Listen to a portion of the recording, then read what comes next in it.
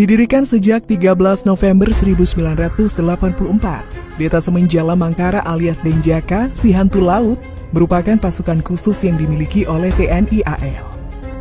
Denjaka merupakan singkatan dari Detasemen Jala Mangkara.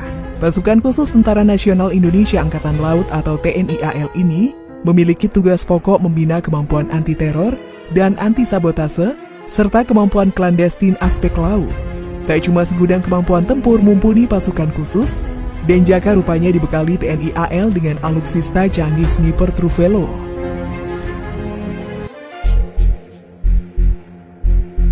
Pembentukan Denjaka didasari atas instruksi Panglima TNI kepada Komandan Korps Marinir agar membentuk suatu satuan yang dapat bergerak sewaktu-waktu. Satuan tersebut harus mempunyai kualifikasi operasi anti-teror, anti-sabotase dan operasi klandestin yang beraspek laut maupun operasi-operasi khusus lainnya. Adapun seleksi yang dilakukan untuk membentuk para Denjaka ini, seleksi tersebut bertujuan untuk menyaring calon siswa yang benar-benar mumpuni untuk masuk ke Denjaka. Sebelum resmi jadi anggota Denjaka, calon siswa wajib lulus dari kursus penanggulangan teror aspek laut atau PTAL. Setidaknya ada 4 poin PTAL yang harus berhasil dikuasai calon prajurit Denjaka.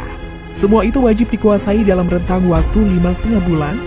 Tak bisa satu saja, maka calon prajurit Denjaka gagal dan dikembalikan ke kesatuan awal.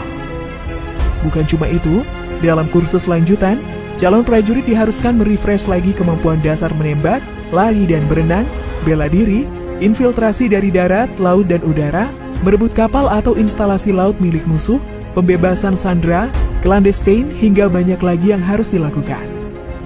Karena merupakan pasukan khusus paling elit di lingkungan TNI AL, persenjataan Denjaka juga tidak main-main.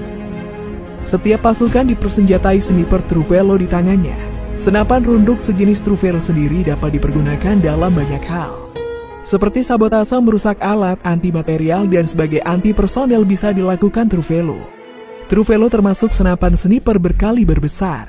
Senjata sniper Truvelo dirancang untuk penembakan jarak jauh presisi tinggi. Diusulkan untuk digunakan baik melawan tenaga kerja, maupun untuk menghancurkan kendaraan lapis baja ringan, tangki bahan bakar, gudang amunisi dan material lainnya, yang penghancurannya dapat menyebabkan kerusakan serius pada musuh.